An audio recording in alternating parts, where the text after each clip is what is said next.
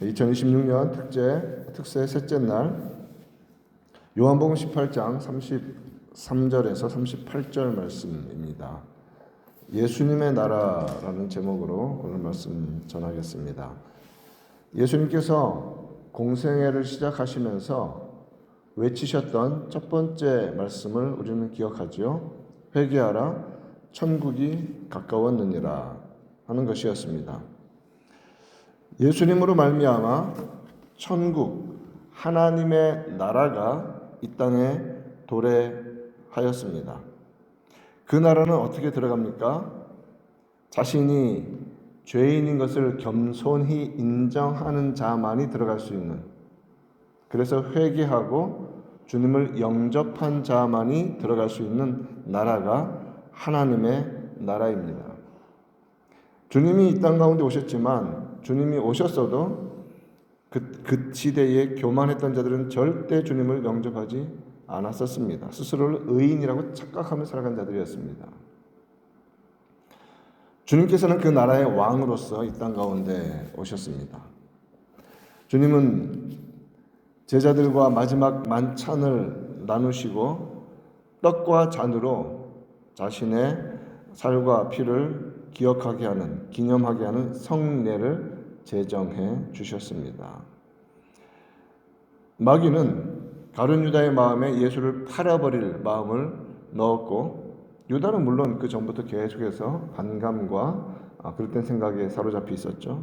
유다는 마지막 만찬이 끝나고 예수님을 팔러 나아가서 은상 30에 팔아버렸습니다. 주님께서는 나머지 제자들을 데리시고 겟셋마네 동산으로 기도하러 가셨습니다. 그것을 유다도 잘 알고 있습니다. 가룟 유다는 예수님을 체포하는 무리들을 이끌고 선두에 서서 주님을 잡으러 옵니다. 주님을 체포하여 붙잡아 사내들인 공회에 넘겼습니다. 대제사장은 예수님을 신문합니다. 자신을 하나님의 아들이라고 말씀하시는 주님께 신성모독의 판결을 내렸습니다. 마태복음 26장 65절에 보면 이에 대제사장이 자기 옷을 찢으며 이르되 그가 신성모독하는 말을 하였으니 어찌 더 증인을 요구하리요. 66절에서 계속해서 이렇게 말합니다. 너희 생각은 어떠하냐? 공회의 판결을 묻는 것이죠. 이르되 그는 사형에 해당하니라. 신성모독은 바로 사형할 수 있는 그런 죄입니다. 그런 죄를 범한 자는 사내들인의 명령에 따라 돌로 쳐서 곧바로 사형을 집행할 수도 있었습니다. 스데반은 그렇게 죽었죠. 그러나 그들은 곧바로 주님을 죽이지 않습니다. 예수님께서 말씀하신 대로, 예수님께서 자신이 어떻게 죽으실 것을 말씀하신 대로 이방인의 손에, 빌라도에게, 총독에게 끌고 가서 넘깁니다. 그러므로 빌라도는 요한복음 18장 오늘 본문 31절에서 너희가 그를 데려다가 너희의 법대로 재판하라 이렇게 말하죠. 너희가 데려다가 너희 법대로 재판하라. 재판의 권한이 식민지의 종교법에 관해서는 허용했던 로마 시대 당시에 그 관행이 있었습니다. 신성모독이면 너희 종교법에 따라 처분하라는 것이죠. 그러나 32절 보면 예수께서 자기가 어떠한 죽음으로 죽을 것을 가리켜 하신 말씀을 응하게 하려 합니다. 예수님의 죽음의 방식도 다릅니다. 하나님의 아들이라는 이 말은 바로 신성모독으로 죽일 수 있는 죄인데 그렇게 죽지 않으신다는 것입니다. 마태복음 20장 19절에서 공회가 그를 이방인의 손에 넘겨주어, 즉 로마의 재판정에서 선고를 받고 그들의 손에 의해서, 로마 군인에 의해서 채찍질과 조롱을 당하고 십자가에 못 박혀 죽게 되리라는 것을 주님은 이미 말씀하셨죠. 그대로 되어져 가고 있는 것입니다. 그래서 종교 지도자들은 빌라도에게 주님을 끌고 가서 고발하면서 이 자가 자신을 하나님이라 한다, 하나님의 아들이라 한다는 그 신성 모독의 죄를 제일 먼저 제시하지 않았습니다. 누가복음 23장 2절에 보면 고발하여 이르되, 이제 고발의 내용이죠. 이 사람을 보매 우리 백성을 미혹하고 가이사에게 세금 바치는 것을 금하며 자칭 왕 그리스도라 하더이다. 이 죄목은 무엇입니까? 백성을 미혹한다. 반역을 위해서 미혹한다. 가이사 황제에게 세금 바치지 말라고 한다. 자칭 왕이라 한다. 정확히 반역죄 아닙니까? 로마 제국에 대한 반역죄. 그것으로 지금 총독에게 고발한 것입니다. 예수님께서는 하나님 나라의 왕으로 오셨습니다. 하나님이 택하신 자들의 구원을 위해서 왕으로 오신 분이 하나님이 자기에게 맡기신 자들, 자기 백성으로 맡기신 자들의 죄를 친히 담당하러 오셨습니다. 세상 어떤 왕이 백성들을 위해서 죽습니까? 이 땅의 모든 원리는 백성들이 왕을 위해서 희생하는 그런 구조 아닙니까? 하나님의 나라는 하나님 아버지께서 아들에게 맡기신 그 백성들의 죄의 문제를 해결하기 위해 왕이 죽으시는 그런 나라라는 말입니다. 세상 나라의 원리가 아닙니다. 하나님 나라의 원리입니다. 그래서 주님을 믿는 자들은 주님께서 죽음을 이기고 부활하심으로 의롭다 하시는 놀라운 은혜를 입는 나라, 하나님의 나라입니다. 공회는 이 세상 나라의 원리에 따르는 로마 제국의 반역죄인이라고 주님을 고발했습니다. 빌라도는 예수님을 신문합니다. 종교 지도자들이 예수님의 죄목으로 제시한 것을 가장 먼저 묻습니다.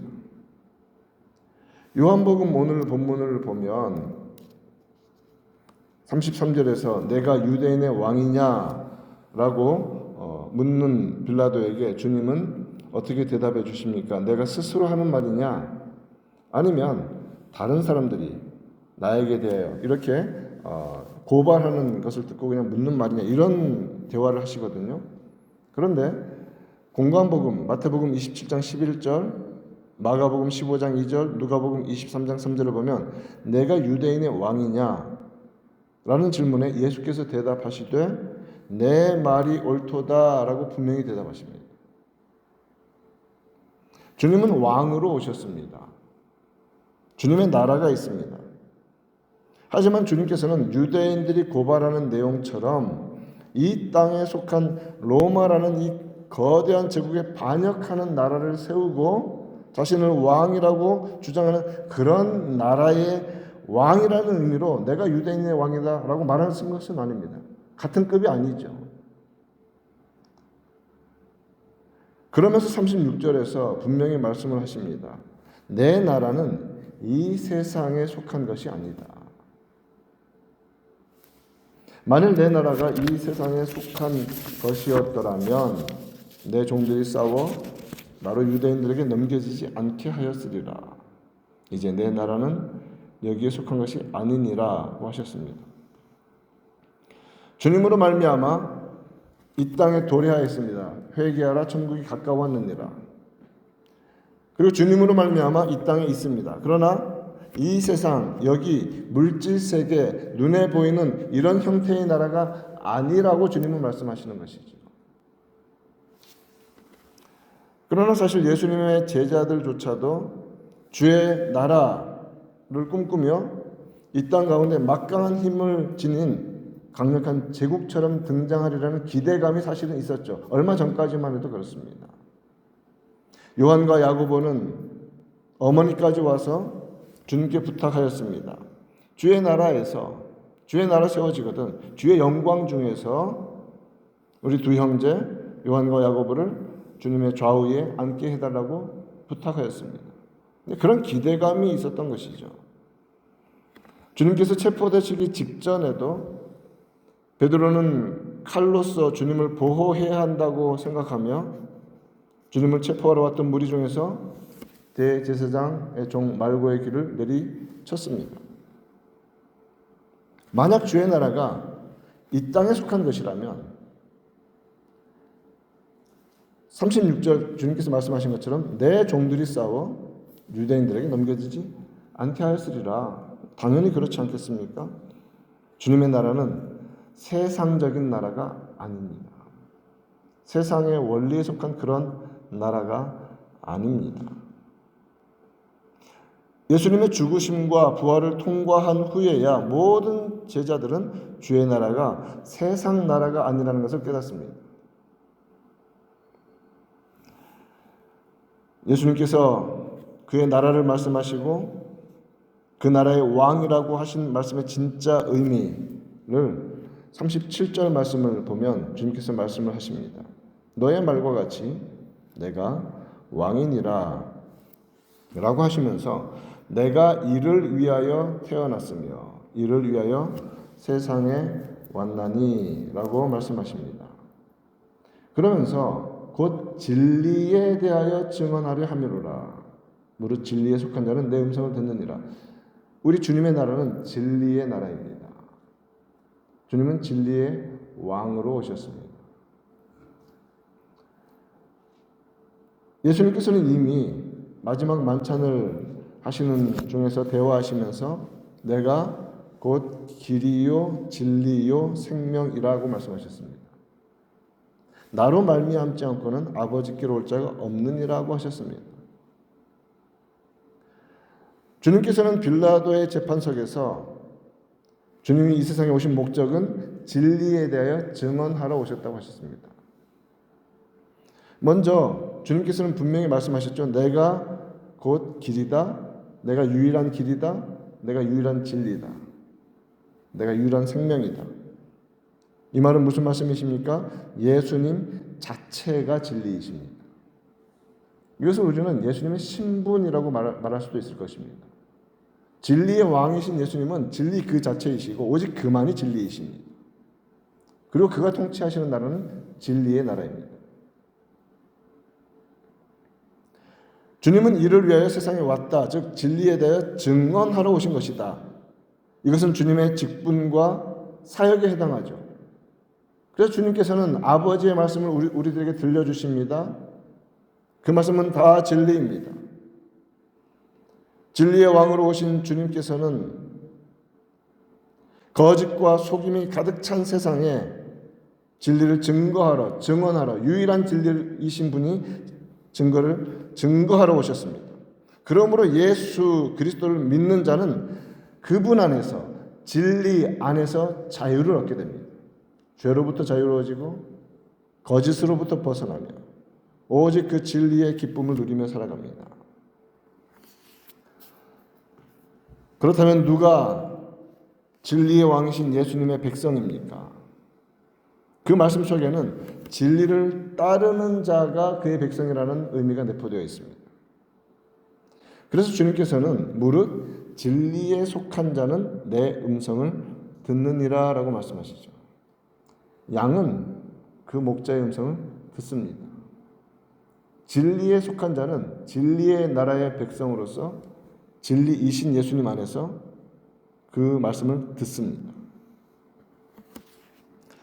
사람들은 강요나 억지로 세상적인 논리로 그리스도인이 되지 못합니다. 진리 안에 들어와야 합니다. 진리를 영접해야 합니다. 그래야 그리스도의 사람이 됩니다. 자신이 죄인임을 깨닫고 인정하고 자복하고 하나님의 자비로우심을 알며 자기는 영원히 죽을 수밖에 없는 존재인 것을 알기에 구원자, 구속자가 필요하다는 것을 절박하게 깨닫고 주 예수께서 바로 그 구원자이심을 믿고 믿음으로 알게 되고 그 진리의 통치에 전적으로 자신을 맡기는 것으로 우리는 믿음의 사람이 되는 것입니다. 진리에 속한 자는 진리를 듣습니다. 그렇게 진리의 통치 아래 들어옵니다. 이처럼 진리에 속한 자는 그 진리 앞에 서기 때문에 언제나 드러나는 것이 자신의 죄악입니다. 자신의 죄를 회개합니다. 겸손히 진리신 주님을 영접합니다. 그리고 진리의 영이신 성령께서는 우리를 그리스도께로 날마다 이끌어 주십니다. 날마다 이끌어 주십니다. 거짓에서 벗어나 진리 안으로 들어가도록 날마다 우리를 붙들어 주시는 것입니다. 우리가 뛰어나기 때문에 진리를 깨닫는 것이 아닙니다. 성령께서, 진리의 영께서 감화하셔서 하늘로부터 나게 하셔서 진리의 나라 백성이 되게 하신 것입니다. 그러므로 하나님께로부터 난 자들, 진리의 왕이신 예수 그리스도를 믿는 자들은 그의 말씀에 귀를 기울입니다. 진리의 왕이신 예수님의 말씀을 신앙과 삶의 유일한 규범으로 붙들고 살아갑니다. 오늘 하루 우리가 또 살아가야 합니다. 삶의 모든 순간순간 살아갈 때 우리의 생각, 우리의 삶, 우리의 행동, 우리의 신앙의 내용 규정하고 규범하는 유일한 것이 진리가 하나님의 말씀, 성경 말씀인 것을 꼭 기억하십시오. 이 고난주간 말씀을 가까이 하며 말씀의 온전한 통치를 받는 은혜가 우리 가운데 넘치기를 우리 구주 예수님의 이름으로 축원드립니다.